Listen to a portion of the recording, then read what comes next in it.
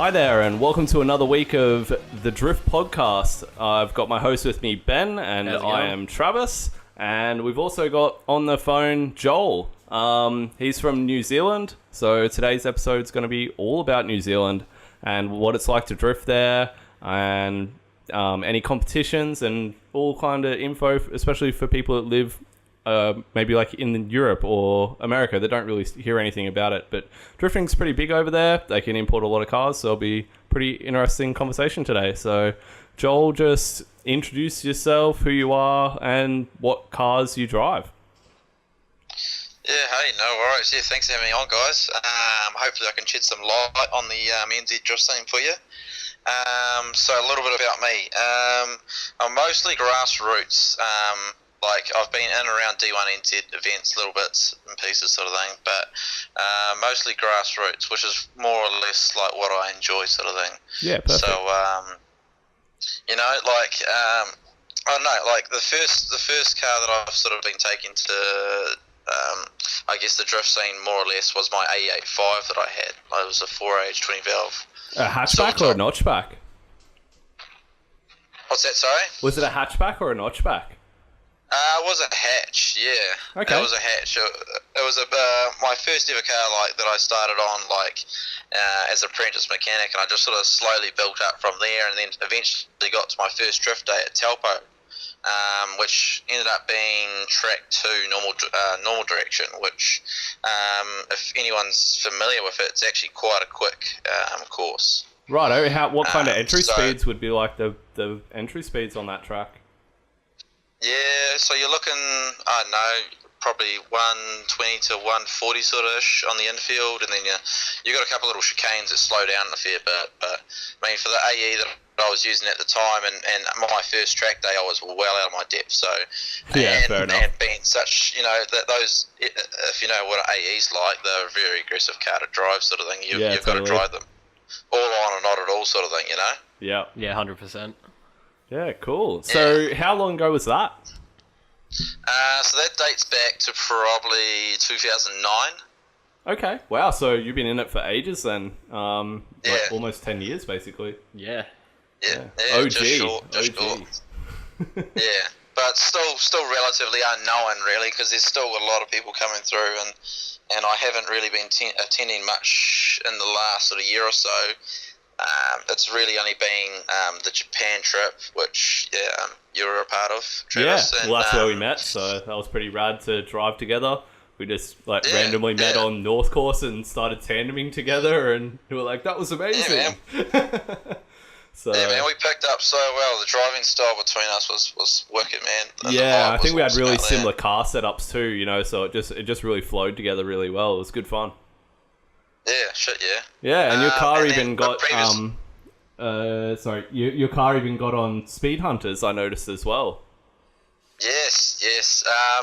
Which goes to a bit of a funny story, because when I first brought the car, I only had photos of a guy that owned it in Australia, right? Right. And I was kind of just hoping that it would be all right, and I don't know, there was a few things that were missed in the list when it was originally sold to me, but I just sort of thought, all it really needed was a few cosmetics. So I was like, bugger it, I'll buy a body kit, because why not, sort of thing, Yep. And my mate gave me a lot of stick about it, old Jai Ewans.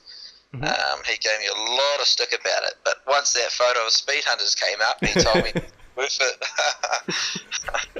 it. You just shoved it right in his face. Yeah, loved it. Yeah, and how's your E-fame now after being on Speed Hunters? You're obviously way above us being on Speed Hunters now, so. Well, I haven't got such a huge following as much as what Jai Ewans has. He's got a lot more, and he's definitely one of the more OGs in the grassroots drift scene. Really, Yeah, unfortunately we couldn't have him on the show tonight because he's busy, but yeah, maybe next time for sure. Yeah, we'll have to pull him in. He's definitely worth the chat. He's got some good shans for you. What does he drive at the moment? So currently he has the S13 Sylvia with the anime on the side of it, or the Atasha is what a lot of people will know it as. Okay. And his sort of style, or what he's putting across, is like, or what his banner he runs is Team Spirit, basically. Okay. And then he also runs a little bit of his own branding, like, sort of thing, for, like, he makes his own knuckles, and it does a lot of his own fab work, which sort of comes back to this, like, his sort of workshop that he runs out of his house, basically, and Whitechurch, sort of thing. So he runs what's it called? A brand called JewFab, basically. So he makes aftermarket knuckles and whatnot. So it works out really good. Yeah, okay. That's really cool, eh? Does he compete in any decent events in New Zealand or anything, or is he just mostly just party drifting? So he's mostly just doing grassroots. He hasn't done any, like, big events and stuff like that, and he has made quite a big name for himself, sort of thing, through Instagram because of the way he's gone about things and because of his styling on his car and all this sort of stuff. So I think he's sort of up around, or getting close to the 5,000 sort of followers mark on Instagram. Wow. So yeah, okay. Yeah, it's pretty decent for, like, grassroots stuff, you know, like, especially in New Zealand, you know, it has even a lot less people in Australia does, so no, that's really cool. Yeah, and then we've also the fellow teammate, Tremaine, which everyone seems to know him as Swagger.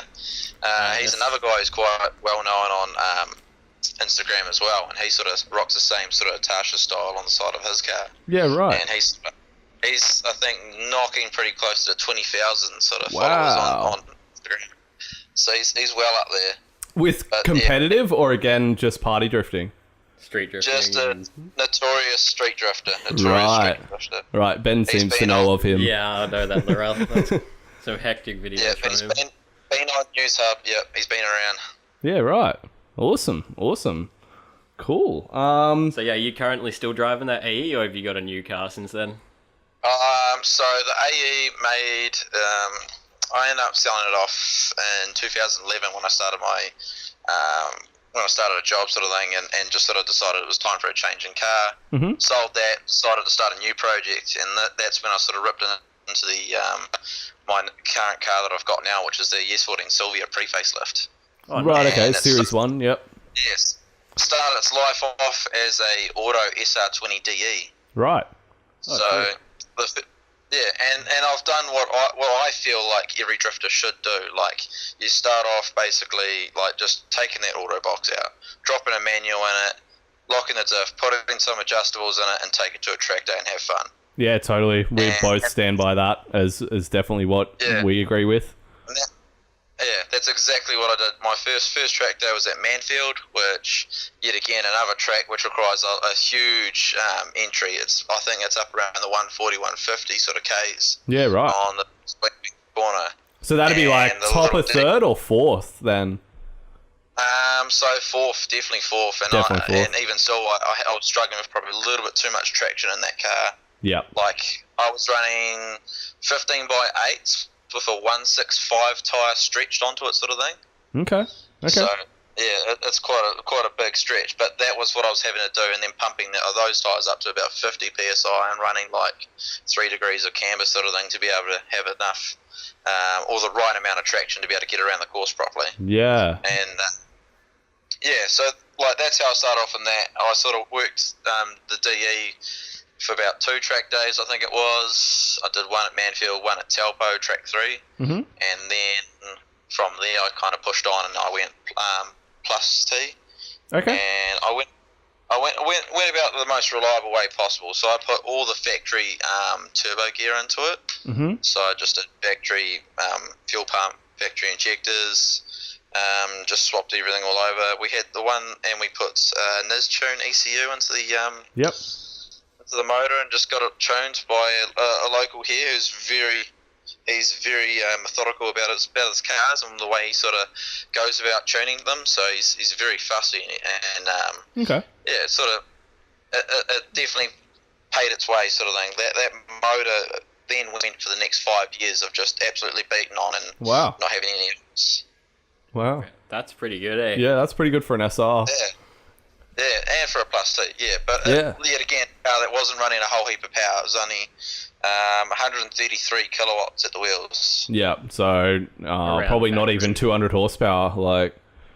Yeah. So nothing too exciting, but I got to the point where I eventually was sort of, I felt like I was progressed in driver skill more than what I was in the car sort of thing. Than Which is what you want, ultimately. You want to be driving above the level of the car, before you change to a car that's higher level than you are, basically. Yeah. Ah, cool. Yeah, and that now brings me now to that next motor that's in that car. So I kind of went full drug dealer on it and decided to put an SR21 into it. So I've basically gone full forged bottom end. Right. On a GDX 3071R turbo. Okay. HKS injectors, HKS cam gears. I've done Ditchworks 300 fuel pump. Link ECU. I've thrown a whole lot of money at it and just gone nuts because the way I sort of look at it, the only way a built motor is going to work is if it's going to have all the goodies. Yeah. Because you're not really going to make a whole lot of power out of SR unless you've got all the supporting mods. How much power does it make? So currently on our last dyno we made 220 kilowatt at 300 newton meters of torque, which isn't a lot. But, no. It's still, we're having a couple of issues which we're going to require to go back and get tickled up so we can bring that torque curve in a bit more. Yep. And it should probably be up around the 250, 260 mark once we're sort of done. Okay, so do you guys have E85 over there or not? Yeah, the E85 is definitely available in New Zealand, yeah. So a lot of the guys, I think in D1 actually even run it. Like pump E85 or is it like can E85? So I think you can get both. I'm pretty sure you can get both. Okay. Okay. I've not really had to worry about it, deal with it myself. Yeah, right. Okay. Fair enough. E85 is so prominent over here, like, for nearly every drift car basically is now an E85 that has an aftermarket ECU here now. At least every second one, eh? Yeah, definitely. So, right. Yeah. So, yeah, we have, I don't know if you have United servos over there. Nah. Yeah, because that's basically the only ones that are selling it in Australia. So, maybe, and I think it's locally made as well in Australia, the ethanol here. So, yeah, no, that's fair enough. So what brand is the SR21, like the what do you call it? Stroker kit. Yeah, the stroker kit. What brand's that? What brand is it? Yeah, is it like a BC or? Shit, I can't remember the branding on all that sort of stuff. Was it a local made one or a Japan made one or American made? Do you remember? Yeah, so all that sort of stuff I think came from Japan and stuff like that. So I've got I'd have to get the receipts out and all that sort of crap, man. No, so that's all good. This is all built last year. Okay. I built it all last year in the intention of attending one of the pink style events that ran. Okay. And because I had an invite to the pink style event where Naoki was coming over, and I built it all for that. And I sort of I fell flat and took a little bit of a shortcut on not replacing an oil pump of the most important thing you should be doing. I decided I need to get this thing going and shortcut it and ultimately regretted it. So yeah, you end up paying a price way more later on by not doing it. So very lucky to not wreck that motor. So we kind of saved time. We had to go through and check everything all, and it came out really good. Okay. Well, that's pretty good then. At least is it laggy with a 3071 or? Very at the moment. At 220 kilowatt, it is very laggy. Yeah, so all lag, no power, kinda. Yeah. And I drove it like that at the Neki Drift event. Yep. Yeah, I want to talk about that soon as well. Yeah. What gearbox are you running? Is it still factory gearbox then, or did you have to upgrade to RB25 or anything? I'm still running the risk of running an SR20 dead. Oh, yes, I am. I wish you luck. To live dangerously. Yeah, it'll last for a little while, but as soon as you wind that boost up and get real power out of that 3071R, good luck to you. I can already hear third gear saying goodbye to me. Oh, don't say that. Don't say that. Are parts expensive in New Zealand then? Pardon me? Are parts expensive? Like, I know you have probably even more Japanese cars than Australia even does. Is that true? Yeah, I believe so. Yeah, I definitely believe so. We've probably got a lot more Japanese cars and parts available here. Right. But whether it reflects on the price, it probably comes up to like what you guys would sort of consider expensive to what we do. Like, I don't know. Well, give us a ballpark figure then on a maybe just like a boost up clean S15, Sylvia. So what? Like yeah. Okay, so just like a basic setup, like S15, you know, like a street car essentially, S15. Yeah, yeah, all right. So for at least the standard, you know, SR20, you know, S15, you're probably looking around the 10 to 12 mark, I sort of think. That's cheaper than Australia then, yeah, because that'd be about like 10 to 11,000 Australian, and we're paying like 14. Plus, like, just pick a number, and that's how high they go to. So, they definitely are cheaper then. Yeah. Yeah, so it's obviously the certain models that are within the countries that obviously get the Renault and drift tax on them sort of thing, like much like S13. So S13s are skyrocketed now, you know. And so what? Like, what would you call skyrocketed? So like a factory S13, if you ever to come across one, would probably be more than an S15, to be honest. Yeah, right. Okay. Yeah. I don't think we really have any factory ones left here to even judge a price off a factory one. So well, there's a few getting around, but they're never for sale though. Like, well, even if they go for sale, people refuse to pay more than like $8,000. For them. I mean, my friend, he paid 16 or 17 grand for an S13 maybe a month or two ago, but that was a fully built SR22 DET that like very, very set up car, and you're probably paying more for the setup than actually the car. But I would say the going price for an S13 would be 10k plus. Like, I'd still reckon it'd be around $8,000 would be the average price if you wanted for an average one like that had no good parts, you'd probably pay 8. The average built drift one would be about 8. If you're looking for a cleaner street car, you'd probably be looking at more. But people buying S13s don't look for street cars; they look for drift cars. So yeah, for sure. Okay. Well, I guess we'll move on from cars then. Oh, quick one. Give us a quick rundown on your car at Ebisu, because you didn't tell us what it was. So. Yes, so I decided to go with something very familiar. I went with the S14, the faceless model is what I brought over there. Okay. So that just allowed for the easy changeover from my car here to over there. Yeah. So the car that I brought was relatively mostly stock, which is very common over there, as you'd already know. Yeah. And all it had was just a tuned ECU as well as bigger injectors. And that was basically it. Stock standard turbo, nothing flash. It just sort of had, you know, the adjustables, lower control arms, and some a little bit of aftermarket lock. Nothing too serious, but it definitely did the job. Definitely. It was a little bit laggy, and you definitely had to drive it very hard. What turbo was it? Was it just a T28 though? Yeah, it was a T28. And it was laggy.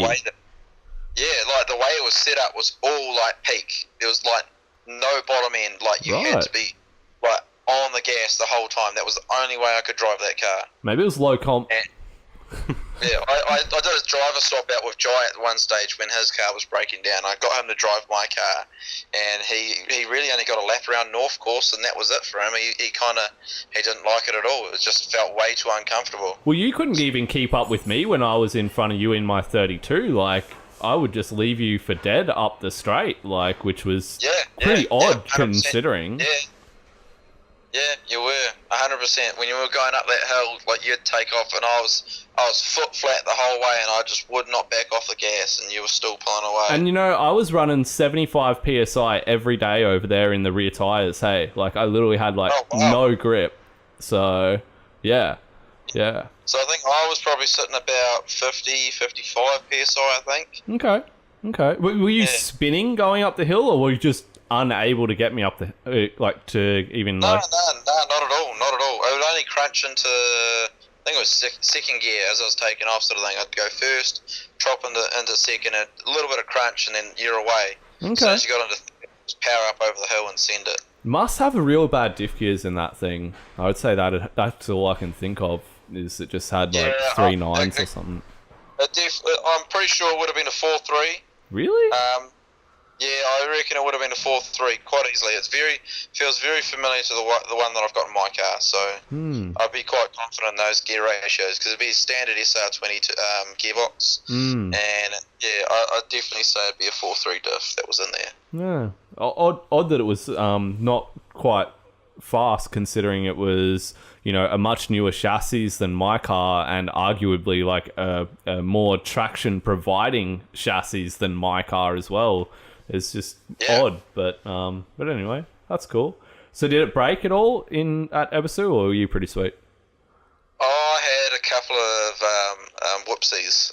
So I'm at the end of that corner sort of thing, as you're coming around, you do the jump, you come right the way around to the hairpin. I sort of around just a little bit too quick and just backed it up into the concrete wall down the end there. Oh, damn. But just pull it out, just bang it out with a hammer, and off you go again, sort of thing. Yeah, cool. And while battling Jai coming up over the back section of Minami, I hadn't fixed my handbrake at this point. I just wanted to test my car. It was like the second day, you know, all amped up, all excited. You just want to get out there.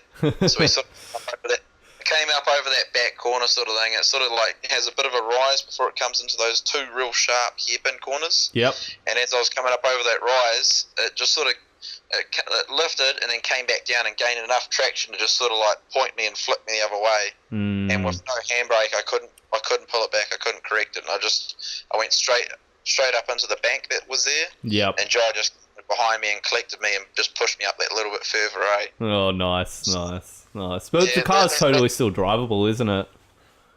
Yeah, very drivable. So I banged all that back out, and it didn't look too shabby after I sort of finished with it. Yeah. And there was probably only one more of a hit after that, which was I dropped the wheel and hit a little bit of concrete, which like sort of bent the lower control arm. So I was able to pull that out and replace that lower control arm, and it drives mint. You know, I can turn up there now and know that I can just go for a drive and be okay. You know. Yeah, perfect. Well, that's what you want. Hey. So events in New Zealand. What notable events can you think of in New Zealand? Whether they're just like grassroots or like grassroots competition or party drifting or even like higher spec competition drifting. Yeah, so the highlights, I guess, at the moment is so you'll have Pink Style Drift, which is the one last year that I just went and watched. Okay.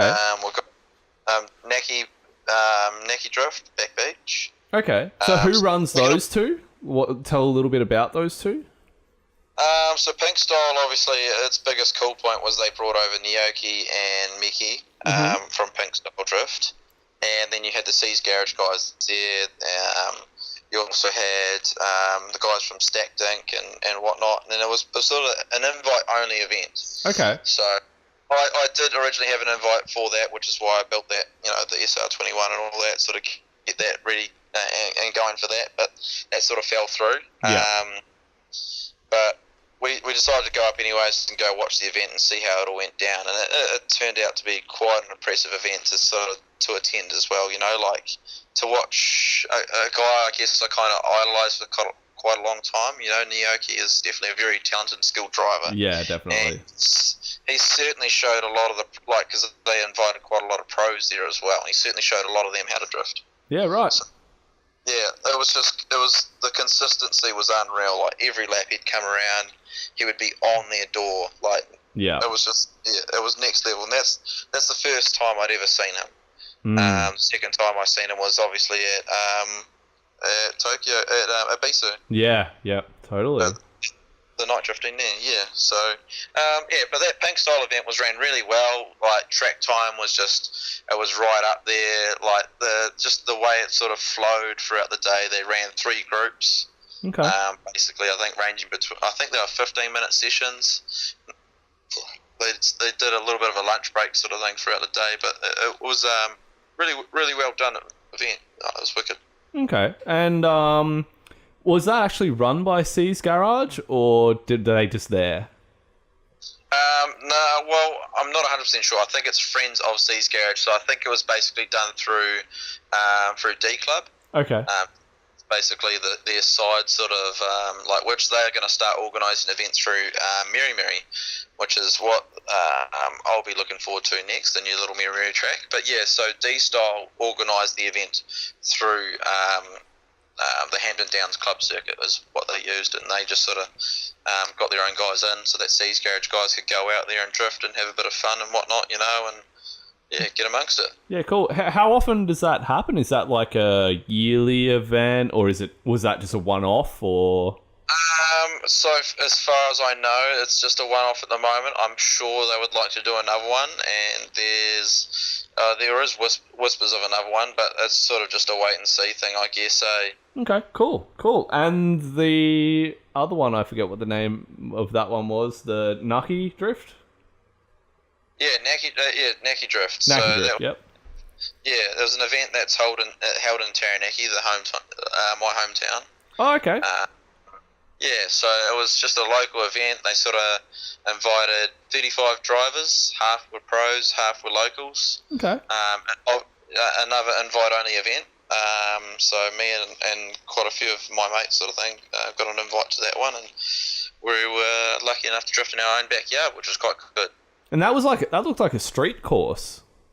Yeah, basically it is. It's a very scenic spot too. So we're basically I noticed right that. next Paratutu Rock, and the camera views can just see right out to the sea and everything. It was a lovely spot, eh? Yeah, it really reminded me of like the videos you see in like Europe where they're right up drifting on top of the mountains and you can just see the whole countryside and everything. It really reminded me of that. It looked really awesome for that. Yeah, it's a wicked spot, eh? And like spectators have just got, they can go sit up on the corner and they can see the whole lot. There's just awesome for spectators, awesome for drivers, and yeah, it was wicked fun. Yeah, so that was a once-off event again, or? No, these ones I think they're wanting to run a little bit more regularly. So I think it's going to be either every year or every second year. Okay. So I've already attended. So the last one just recently on the 10th of March. That was my third event of Back Beach that I've done. Okay. So I did it in the AE85 that I originally had. I did it 2 years in that. Right. So way back. Yeah. So that goes back to I think 2010. I think I got the invite to that. Right. And then I did it in early 2011 before I sold my car. Okay. Cool. Yeah, and then it's sort of been on and off for the last sort of few years sort of thing. It's whether or not it hasn't really been that consistent to be yearly or every second year sort of thing, if you know what I mean. Okay. And the Mary Mary, I know that Ben wanted to ask you some stuff about Mary Mary. Yeah, didn't they just built that new section for it, didn't they? Yeah. So it's actually completely off the drag strip. Like it's totally separate. It's its own track and everything. New entrance and all that sort of thing. So I've really only driven up to it and just stood at the road and seen it. I haven't actually gone and driven there myself. We're actually we're going there with Jai and my friend Liam Izzet to go check that out on May. I think it's the 6th. I'm not 100% sure. It's just an invite-only event that the boys are going to go to, and I'm going to go crew for them and go check it out in person. Hopefully, go out for a couple of rides.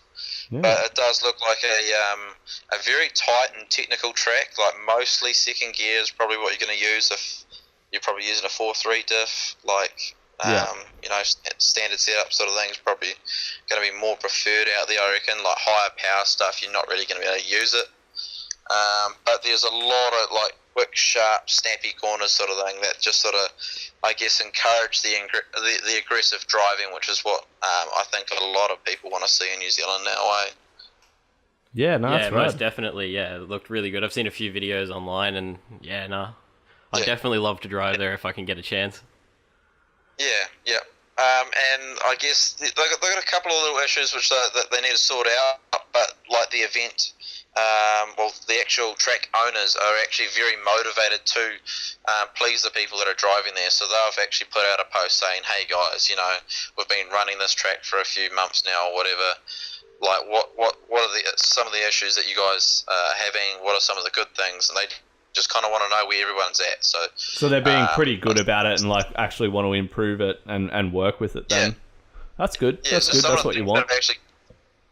Some of the things that have actually come through is like the actual wall. Everyone wants to do wall tracks. Come on, let's face it. Yeah. But the problem they're having there is there's a couple blocks of the concrete cinder blocks that are lined up along that straight are actually the quieter way out sort of thing. They're just a little bit too far out that if you catch your car on it, it's probably going to flick you around or do some serious damage. And it's not a smooth surface at all. So I guess they're the main things that I think people want to see changed. Yeah. But other than that, like I think the general consensus is that it's quite a nice track. Like they've done a real good job.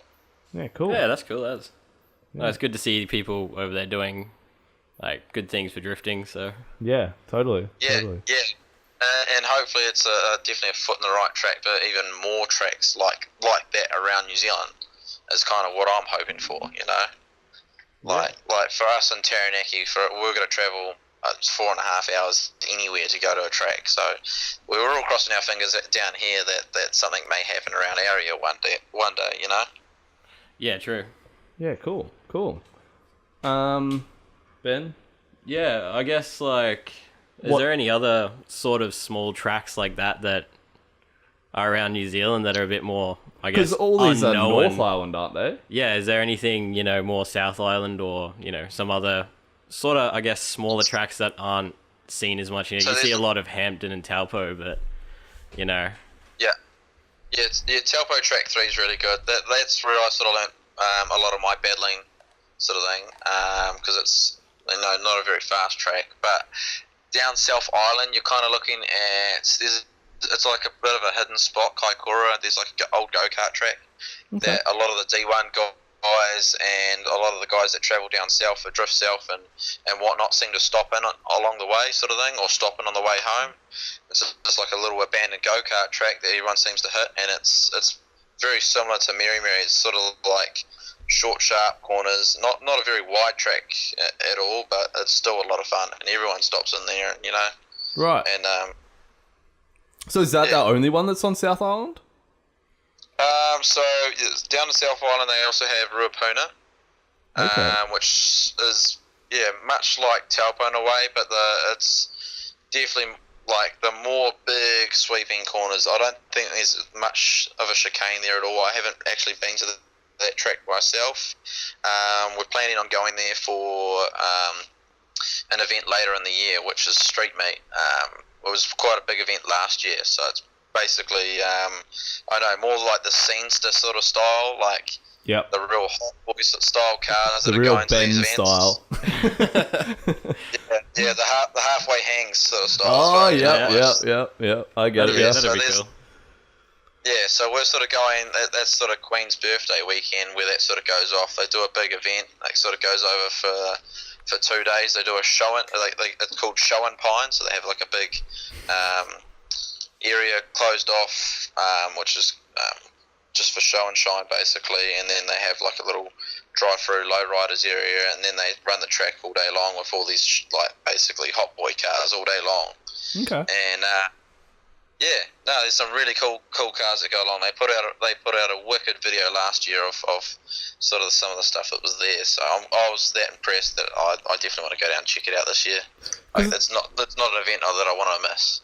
Yeah, because it's not actually that far for you to get to South Island, is it? Like, how long would it take you to tow a car down there? Obviously, you have to take the boat ferry. to go, the ferry to go in between. But like, how long would it take you to drive from where you are? So where I am, it'd be at least 5 hours down to Wellington, and then to catch the ferry, I don't know how long that would take. And then from where you land off the ferry in Nelson, you'd probably be another 5-hour drive. So it'd be a solid day. Yeah, it'd be a solid day for sure, or a day and a half if you took it leisurely. But like, at least that's doable. I know that even some guys in America drive further than that just to go to a decent drift day. So yeah, you're right. Yeah. Yeah, so you're pretty lucky, I guess, because New Zealand's so small, your tracks aren't as spread out as compared to maybe even Australia. Because like, if I wanted to go drive in South Australia, to some of the awesome tracks down there, I would have to drive like 20 or more hours straight, like just to get there. Wow. Yeah, so you're pretty lucky in that regard, I guess, that everything being close-ish because it's all so small. So that's cool. Yeah, you're right. Yeah. Evergreen Drift Park? Do you know anything about that? Yeah, that's the one. That's the Mary Mary track. Oh, that Evergreen is Mary Mary. Okay, so that's just a different name for it. Right. Okay, I get you now. Yeah. Okay. Is that like just is the Mary Mary the complex, or is Evergreen the complex? Evergreen's basically Mary Mary is the area basically, and Evergreen is basically the banner that they're putting it under, sort of thing, or the main sponsor of that track. Okay. So yeah, that's kind of why it's sort of gone underneath that sort of banner, I guess. So yeah, it's a guy, Sky Zell, is the one that's sort of been organising a lot of this. Him and Bryce, which I'm not sure whether or not you met him at Abisu. I probably did, but I met a lot of people at Abisu. Yeah. He was driving a black 180 with a Brown Brothers banner on it, sort of thing. Okay. He just about tipped it on North Course. Basically, had it almost like it almost rolled over completely. It was like right there. He's got a good photo of it too. Yeah, right. Geez. Yeah, right. Yeah. Okay. Well. Ben? Yeah. So I guess like what's some of the like more notable shops? So I'd say like tuning Garages shops and or garages. tuning So you got shops. like C's Garage and stuff. Do you guys have any more of like, you know? And Yeah, C's Garage is popular in stuff like America that. too. yeah, like- because they've got parts all over Yes. the world. So Yeah, so I guess a lot of the guys that are probably it's probably like Team Cream. Team Cream is probably one of the biggest sort of I guess guys in the scene sort of thing at the moment that are constantly attending drift days, and they're definitely, I don't know, they're outperforming a lot of the guys in the grassroots scene. So they, I guess, do you know Gravy Garage in Australia? Would they be like them if you know them? Yep. Yeah, we've heard of Gravy Garage. Yep. Yeah, I guess give us like an idea about the Team Cream cars yeah, and style. Yeah, so Team, they're very, very much like, I don't know, the old school cars, I guess, more or less. So there's like a KP60 Starlet. Okay. I don't know, there's an R32 with a RB20E. yeah. Or Royce's car. I have him on Facebook. Guy Yeah, drives Royce's that thing car. like a monster. He does, and he's just an absolute character as well, man. He sends it, he goes hard. Okay. Yeah, 100%. Yeah, Sean's the guy who has the KP60 Starlet, as well as he's got a KE30 with a rotary in it. Yeah, right. Yeah, that's sick. It's a beautiful car too. It's been a performance car. There's Neil Jackson, who has a really nice A31 Zafiro, Oh, hells yeah. which I decided to bring in at one event and put a bit of a twist in his rear chassis one day, so that wasn't too nice of me. But but yeah, there's a few of them. I think there's a couple of A31s. One of the guys has built a really nice A31 with like VSKFs on it, and it's just it's pretty much a show car sort of thing. But they're very active in the grassroots scene. So there's them, and I think there's maybe the TP boys that I'm sort of I see them around quite a bit. Stray Gang is probably another one that's sort of more upcoming sort of thing. Yeah, I've seen a bit about them. Yeah. Yep, they're sort of starting to come through. I guess Jai's sort of like Team Spirit sort of thing. We're sort of pushing that a little bit more now, I guess. Yeah. So that's sort of where that whole Watashi and anime, you may start seeing a little bit more of that in New Zealand. Yeah, okay, yeah. That was kind of popular a couple of years ago, I guess, in Queensland at least, with Garage 13, but they've dissolved, basically. But Yeah. you don't really see it that often these days, so it is good to see. So, yeah, cool. What about notable garages, I guess, that do maybe more competition-style stuff, then, if there's any... Not really too familiar. Like everyone sort of seems to go to, like, well, Taranaki-wise, the most here, I guess, is probably Ross Honour. Everyone seems to know him for his, he's now Top Tune, was originally Dobson's Dyno Tune. Everyone seems to go for him for their tuning of 2JZs and whatnot. But I'd also like to make mention there as well is that the guy that me and Jai and a few of my friends sort of we go to a different tuner because we just sort of prefer, you know, each to their own. Like, he uses a roller dyno compared to Ross using a hub dyno. Yeah. And just, you know, those sort of things. Like the more, like, I know they definitely both tune very well and do really nice performance cars. But I don't know. Does that kind of answer that question enough? I guess. Yeah. Like, well, is the competition scene like big? Like, how big is D1NZ? D1NZ is very, like, to me, almost feels like it's just holding on and almost borderline dying sort of thing. But really? Okay. Yeah. Well, that's just my opinion. Fair enough. I watch, there's always a lot of complaints that come from it. The judge errors, I don't know, everyone sort of complains about them, why they're still only trying to do their job, they're only trying to do what they see sort of thing. Yeah, and they're getting told what to do as well, you know, like they're told to do it this way and that's the way you do it. Do you know if it's still run by D1 Japan or anything, or is it totally separate? Oh, I think it's under a separate banner now. Okay. Pretty sure it's a separate banner. Yeah, so they're not using like the DOS system or anything that Japan uses, like that electric measuring. No, I'm pretty sure they use the way they judge and everything's completely different to the way they do it over in Japan. So yeah, fair enough. Because I did see a video, like, I think it went pretty viral last year when they were on one of the tracks doing that super fast entry. So I think that went pretty viral for one of the D1 rounds towards the end of the year. I don't know what track it was. Yeah, I'm just trying to remember the track because I know my mate drove there in his MX-5 and probably Pukekohe. Yeah, you're looking at 200 kilometer entries. Yeah, that'd be the one. It would have been something like that. Yeah, that's the one. Yeah, my mate in his little MX-5 was absolutely fanging it there. That was cool. Yeah, very, very scary track. Very scary track. Have you personally driven it? No, I haven't. But I've heard a lot of people sort of, like, you've basically got to commit or not at all sort of thing. Otherwise, you'll end up off the track sort of thing, eh? I think that's like everywhere though. Maybe not at QR so much, but yeah, you know. Yeah, it didn't look like there was much room between the track and the wall at 200 k's an hour though. On that track, I was like, that's pretty out there, that's for sure. There's been a couple cars roll there and all sorts. You know, you go pretty far and it's as soon as you dig in, it's all over, eh? Yeah, totally. Yeah, especially at those speeds. Yeah, 100%. Yeah. Well, what about police presence? Because I'm sure you know how much we cop it here in Australia. How friggin' bad is it over there?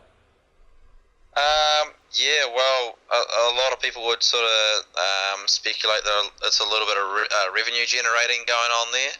Yeah, there's a lot of that in Australia. Yeah, they'll pull you up if you got the slightest, like, standard R32 sort of thing, and they'll be like, right, we're going to absolutely take this guy to town sort of thing, you know, rather than just be like, you know what, we'll give him 15 days compliance, get that thing sorted. They'll just slap a sticker on and won't think twice about it, you know?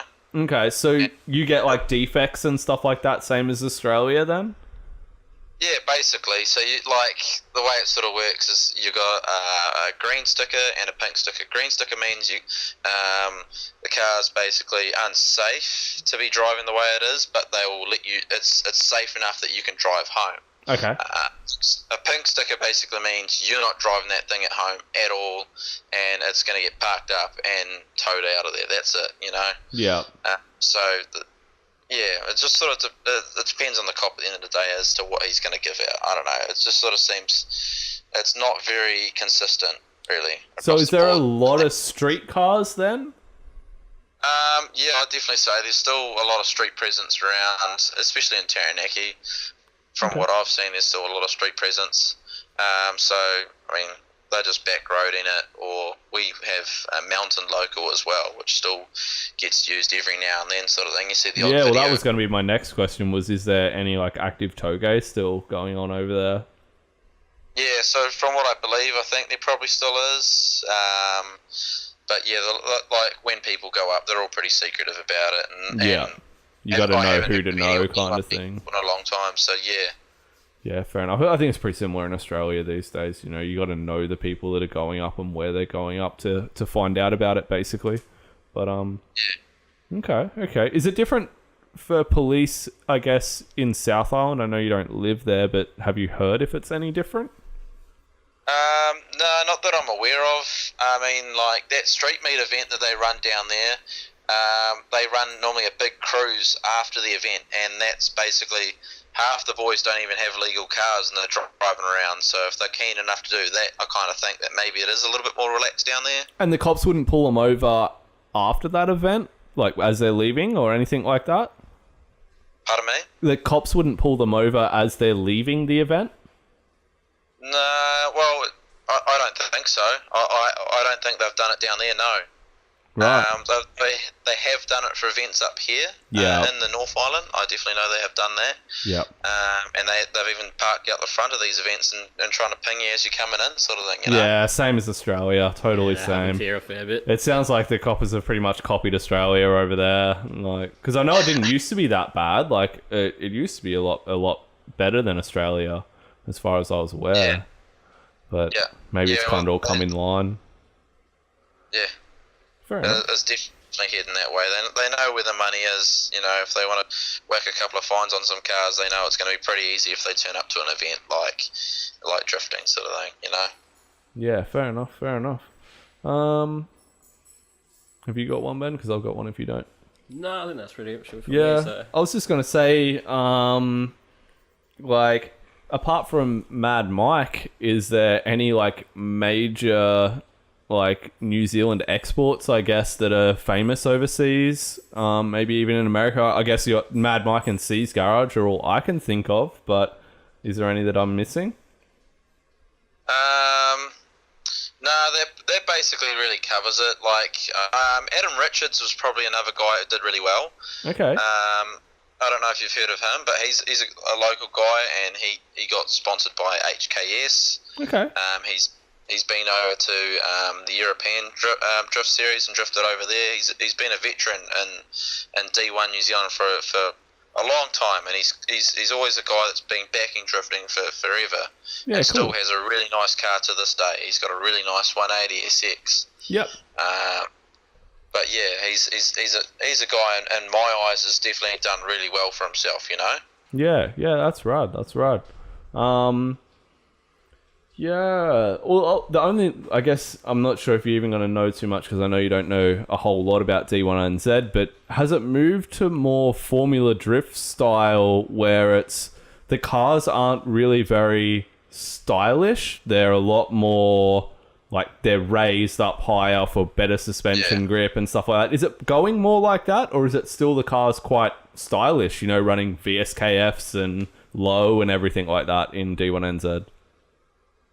You'll get the odd one or two that still pull the style in, like Vinny Langhorne. He's a local street a grassroots driver, and he sort of does D1, and he's one of the guys that still brings style to D1. Yep.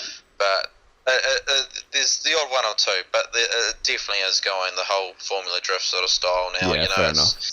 The cars are coming right up off the ground, and it's just. It's form over like anything. Function over form sort of thing. Yeah. What about competition, but more grassroots competition? I don't think we've talked about that. So, is there any grassroots competition drifting? Yeah. So what you've got, which was just recently, I think on the 24th of March, they ran a Battle of the Rookies. So that's the kind of the introduction into trying to get a lot more of these grassroots drivers interested and keen in doing that sort of thing. So they run them at the foreign rotary nats. They run like a jamboree that sort of goes, I think it's Auckland. They run it at, I think, Hampton Downs. They run it at Taupo and Manfield. Right. I think one in Christchurch. So it's like all these events sort of thing. But the main sort of the drifting battle one, I think, only happens at Manfield, which they did in March just recently. So that's the introduction into trying to get a lot of the grassroots guys into competitive driving, I guess. Okay. Yeah, that sounds pretty cool. Yeah, at least they've got something. We don't really have that much here, so apart from DCA, and ADGP, which is like the D1 NZ equivalent is practically gone here too. Isn't it gone now? I'm pretty sure. Yeah, I think it is gone. So, no, that's interesting. At least you guys have that, and yeah, as I said, you guys have the closer tracks towards each other because the place is so small. So you do have that kind of luxury. So yeah, that's pretty good, man. Like I guess the only last one I've thought of is you guys obviously have Link ECU based in New Zealand. Is there any other bigger like performance parts companies in New Zealand? Like, not really. Link ECU have definitely flooded the market big time here. Even it's coming into the States and stuff, and over here everyone's pushing Link over Haltech now as well. Like I think their marketing is just really good. But their product seems to be quite up there as well to boot. Yeah, so the product itself is really nice. Yeah, very, very good product to deal with. You know, you can download the software free and everything. So you can all you got to do is buy your little plug, and you can plug into your ECU, and you can tamper around with it yourself. You know, it's so easy to deal with. Yeah, and so like every tuner in New Zealand would be set up to tune Link ECUs and be familiar with it then, like, because it's a local company, I guess, as well. Hey. Yeah. Definitely. Yeah, every sort of tuner will be able to play around with Link ECUs. Yeah, cool. In some form or another. Cool. But yeah, there is. I know if you guys have it over there, but the NizTune ECU chips that the people are putting into standard Nissan. Yeah, they're ECUs, not that common these days, though. Like, you don't really see them. They're a cheap option, very, very usable, I think. Yeah. But it depends on what mods and stuff you're running, sort of thing, and as to how you can work around it, I guess. Yeah, I think a lot of people will run a NizTune if they can find one that already has a NizTune chip in it, rather than putting the chip in their current ECU. Like, I don't think there's too many people doing that these days, but Haltech's probably the biggest one at the moment because they're an Australian company, and they're probably the biggest here, and I think Link would be a very close second these Most days. definitely, yeah. Everyone basically that's buying a new ECU now is buying a Link over a Haltech, so I don't have any usage with either, so I can't really comment as to which one's better or not, but both seem very reputable, which is pretty cool, I guess, to come from Australia and New Zealand, and they're both really big companies in the US too, so we do have an export for those, like, over there, and in Europe I'm pretty sure they're decent over there too, so yeah, definitely good on both those companies. So yeah, no, that's all good. Yeah, well, are you planning on doing any drift events in the future? Anyone from New Zealand can come and catch you? So I'm guessing my next sort of event, if I don't get an invite to Street Meet, it's probably going to be either a Mary event of some sort, I guess. It definitely has to be next on the list. And are they pretty common? In mind at this point in time, but yeah. Yeah, okay. And are they pretty common, the Mary events? Like, is that like a monthly? Yeah, Mary is basically ran, I think, pretty much every week. Wow. If not, yeah. Like, there's always something going on down there. They're running it pretty often. So yeah, it was, I think, originally built as a track that you could eventually just drive up and pay on the day and off you go, sort of thing. Yeah, that'd be really good. There's that much hype behind it. They're actually having to do bookings, and it's probably going to be booked out for the year for a while now, you know. Wow, that's really cool. Good on them. Hey, good on them. That's good to see. Yeah. Would you say that drifting's dying off in New Zealand, or because I've noticed a sharp decline in like the last maybe like 3 years in Australia, like a lot of people selling up and cars just getting too expensive to drift. Like, has that affected New Zealand or? Not necessarily. No, I don't think it has. Like, a lot of the zero class drift events that I've been going to and stuff like that, I've just been noticing that the numbers there are actually been increasing big time. That's really good. That's really good. Yeah, cool. Yeah, so from the original days where I was going, it was sort of like 35 to 40 drivers sort of thing each day. Well, now they're probably up to, the last count, they had 88 drivers in one day. Wow. And how often are those events? They're running them basically summer, winter, and they run in October, and I think an end of year one as well. I think Okay. basically. Yeah, cool. Well, that's pretty good then to get that amount of drivers. You know, considering when you consider the amount of people in New Zealand, like percentage-wise compared to Australia, like that's probably a lot higher count than what we get here. So yeah, no, that's right. Yeah, those zero class days they run pretty well, sort of thing. There's not nearly as much track time as what there originally was, sort of thing, purely because of the amount of drivers that are now going. But they do cater for the people that are watching, sort of thing. They set up a big DJ booth and they sort of run that all day. The sort of cars that are attending are definitely a little bit higher quality, sort of thing. But they are creating space for some of the cars that aren't as good, sort of thing, to come through. There's normally, because they run it like a Matsuri, they run it over 4 or 3 days. So the Friday's normally the beginners, and then the Saturday, Sunday is normally the pros, and the Monday's normally a mix, sort of thing, depending whether or not they do run a Monday or not. But yeah. Yeah, right. That's pretty cool. That's wow, rad. 4-day Matsuri. That'd be awesome to go to. Wow.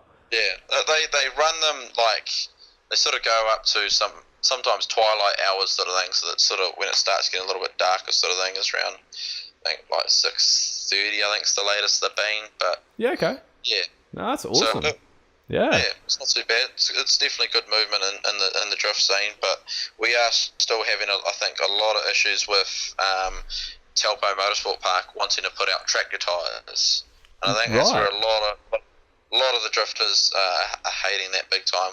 The last event I went to, the Summer Matsuri, a good friend of mine actually flipped and rolled his car because he had a tractor that's tyre. super dangerous having such a big tyre. That's like having big foam blocks. That's really interesting. Yeah. And you got to think about that. This event is like this was on a day that had a few beginners as well, and people that had no roll cages. Oh, So you imagine if that person yeah. had no roll cage and had done that. That's all I think. It was very lucky Yeah. that it was this guy that did it, and Wow. that's put a big dent in his because he's one of the guys that actually entered in the D1 Pro Sports Series. Mm-hmm. So yeah, that put a big hold up on his sort of his funds for the year, but he's still back out there. He's managed to get another shell, and he's still competing.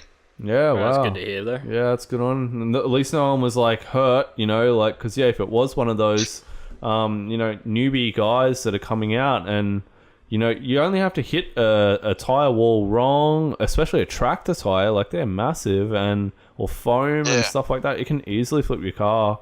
Like, you only want to be hitting it like perpendicular, like exactly, and just bouncing directly back off the wall. If you hit it on an angle, like a 60-degree angle or something, like, or no, 160-degree angle, and you get bounced off it, man, God, you don't want to hit that. I've seen way too many videos of that ending really badly. He rolled 3.5 times. Far out. Whoa. Yes. So he wasn't going slow. No. Wow. Yeah, and Taupo, that was at Taupo, wasn't it? Yeah. Which is like, you were saying like 140 kilometer an hour track, like. Yeah, basically, that corner probably would have been a little bit down, probably a little bit closer to probably 110, 120 maybe, I guess. Still but fast, still hitting a big tire like quick. that. Yeah. Yeah, wow, crazy. Yeah, well, hopefully they sort something out with that in the future. Yeah. Yeah, well, from what I'm aware, the next zero class event they're running, that the tyres have been pulled, that they're not actually going to be putting them out at all. And I've talked to the Taupo Motorsport Park organisers, and that's apparently what's now going to happen from that event onwards. So hopefully they've got the idea. It's a shame that it's taken someone to roll their car, for them to see that this is what's happened. But at least it's not a death, and then the whole friggin' thing gets shut down totally as well, so... Yeah, exactly. Okay. Well, thanks heaps for talking to us, man. That was actually really good, and we've definitely got some solid info on drifting in New Zealand. I'd love to come over there. It only costs like $200 to fly over there, so... Maybe next time, if you're going to do a big event, I might even have to head over and meet up. That'd be pretty cool.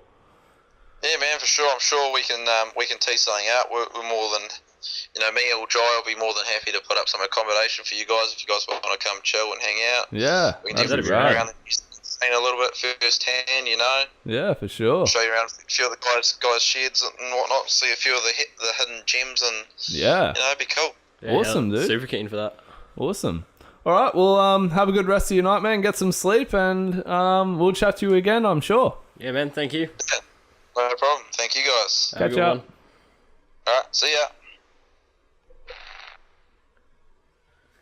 Awesome. Yeah, sweet. That was a heap of info on New Zealand, eh? Yeah, totally. I'm surprised about a fair few things in that, and I would love to have access. The furthest track I'd have to drive to is 10 hours. I can't believe how close that would be compared to if I was to drive to the furthest track in Australia would be 80 hours away. If we drove all the way to Perth or something. And Talem's just starting to open up now. They're laying the new bitumen for it, so that's a fair drive. Yeah, 20 hours 20 or more. 22 hours. Yeah. So be longer if you're towing a car. Yeah, totally. But yeah, no, I'm jealous of New Zealand having so many cool tracks that close especially together. How many are in North Island as well. Yeah, most definitely. Yeah, very lucky. Any drift news that you can think of? I know we got Formula Drift starting this weekend, so a lot of people in the States will probably be tuning in for Long Beach. Yeah, that'd be cool. I've seen a few Formula Drift prep videos pop up online, which is cool. Yeah, I think the one that's really piqued my interest is Matt Field's Corvette. Yeah, I was just about to say, that one looks pretty cool. He's a pretty rad dude too, by the looks of it. I'd mind hanging out with him. I'm keen to watch that video when it comes out. And Forrest Rang brings some style into the always FD. enjoy his cars. Yeah, especially when it's drifting that event, the Desert Mayhan. That was good. Sick. Yeah. D1 happened. D1 happened. Oh, that was a lot of that was so bad. Even Kumakubo, a big veteran in the sport, was posted up about it with a big angry rant, talking about how badly designed the track was, because he was talking about you coming in at 170. Yeah, well, I was watching the live stream, and they were minimum 170k an hour basically for the top drivers. Flicking in, and then the corner drops down to a second gear corner, and it's not a soft hit. It's giant cement. And you only had to just get out far enough. You couldn't rub the wall with the angle that the wall was on. It was literally 90 degrees, so you couldn't touch the wall. If you touch the wall, you were pulled into the wall. Yeah, because it was straight pieces of cement, and as soon as anything touched it, it was front goes into the barrier, and that's it. And that's the car gone. Look at Daigo's car. There's nothing left. Luckily, of that thing's basically a GT car where you can just rebuild it. It's a piece together kit car, but still, there was the JZX 100 Mark II I saw got written off, and there was a few other cars that got written off, and not a good time. Not a good time. Kawabata's GDR got written off. Yep. I did see an A86 out, and I was like, whoa, there's still an A86 notchback drifting in D1 GP. I'm like, what the hell? I'm down with that. Yeah, I couldn't believe it when I saw it. Yeah, I was super stoked. I didn't get to see anything about the car. I don't know who the driver was, so I even looked him up on Instagram, but there was an A86 in D1. That's cool as. I was mind blown. Yeah. Yeah, I didn't think you'd ever see another one there, especially now. That's rad. Yeah. And any other drift news? I know that most people in Australia would have seen a kid that went viral with his S14 doing terrible street drifting. Touch kick corner exits drifting. Yeah. Right? Please, people, don't film videos like that, and pull off your damn plates. Cover your plates. God damn. Stop being dumb, people. But we also had these days. That Archerfield drift competition. Yes. I think your mate came second. Yeah, my mate Stephen, he came second, and another a friend of a friend for me, I'm not sure how close you are with him, but Kyle, he won it. Kyle Sheether won it. Yeah, no, he's a good dude. We drove together. Actually, I drove together with him on the practice that Thursday that I went the week before. Yeah, right. Yeah, so that was heaps fun. His S15 is so good. Yeah, well, me and Steven did some major body repairs to his JZX81, which is quite rare to have one of those in Australia. They're not eligible for import at all, so there's only the ones that are here now that are left. And you can't bring any more in unless you bring them in as a personal import.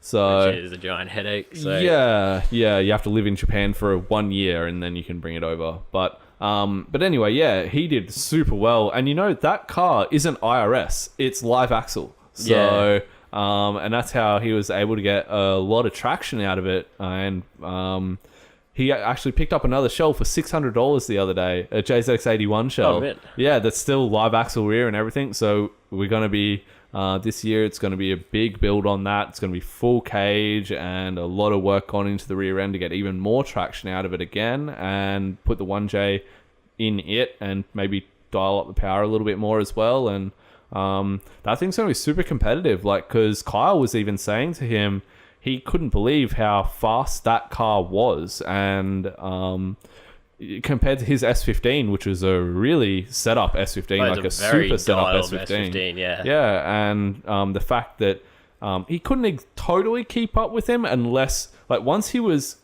caught up with him, he was fine. But if he just fell back at the beginning just the tiniest bit, he just couldn't catch back up. He certainly wasn't faster than him, but was maybe at similar amounts, of traction. Especially with the the tire regulation they had there would have evened it out heaps. So yeah, totally. Yeah. Anything else you can think of? Even stuff coming up? Is there anything to look forward to? I know drift season's pretty much starting worldwide about now. Snow's melting, so yeah, snow's melting. There was a few just grassroots events over in America. Mm-hmm. Pretty sure it's at Willow Springs. It's a very interesting track that they have there. I'd love to drift Willow Springs. Yeah, you guys are so lucky with that. It was on a back course. It was a Jimmy Up Matsuri. That was pretty cool. Okay. I saw a few videos from that. Very interesting track. It's got a big cinder block building in the middle of one of the corners, which makes it a bit interesting to exit it. But yeah, no, I'd definitely like to see that in person. It's a cool looking track. I heard they have a toge track out the back of Willow Springs. Oh, really? Yeah, because I was listening to a guy speak about him hiring it, and he said that he accidentally hired the toge track. And I'm like, what? What is this toge track you speak of? But yeah, I don't know. I'm going to have to look into that. Someone link us a video. Yeah, totally. And we do have another drift competition coming up at Archie, I think, in a month or so. Okay. I think I've seen that pop off on Facebook. Is it a DCA or is it a... can't remember if it's a Archie run one or a DCA one. I have to double check. But yeah, that'll be cool. Okay. Hopefully see Stephen and Kyle back out there. I'm not sure. I'm not sure if Stephen's putting it away for a little while to develop this other car, but we'll see. We'll see. It wouldn't take much egging him on to egg him on to drive. Yeah. It's always interesting. But the other really big thing that we've got coming up this month, now that it's April, is Ebisu Matsuri. It's the autumn Matsuri, yeah, because it's Northern Hemisphere. So fall Matsuri, autumn Matsuri, and that'll be really good. That's always a good time. So, and it's very similar temperatures as it is in November over there in around autumn. But lots of people will tie it in by bringing their girlfriend over for the sakura cherry blossoms, but really they're just going over there to go drifting and they don't care about some stupid flowers. So, yeah. Easy way to trick some. It's an easy way to trick your girlfriend into letting you spend a lot of money. Yeah, something like that. Yeah, no, that's awesome. That's awesome. Well, I think that about wraps it up. Yeah. All right. Where can we catch us? On YouTube, iTunes podcasts, and also most other podcasting apps like Stitcher, Podcast Addict, and pretty much any podcasting application except for Spotify, because they just don't like podcasts apart from the ones I already have. So I tried, but I can't get it on there. I'm sorry. And but yeah, on YouTube, iTunes, and any other podcasting apart from Spotify. So yeah, and we'll be back in about 2 weeks.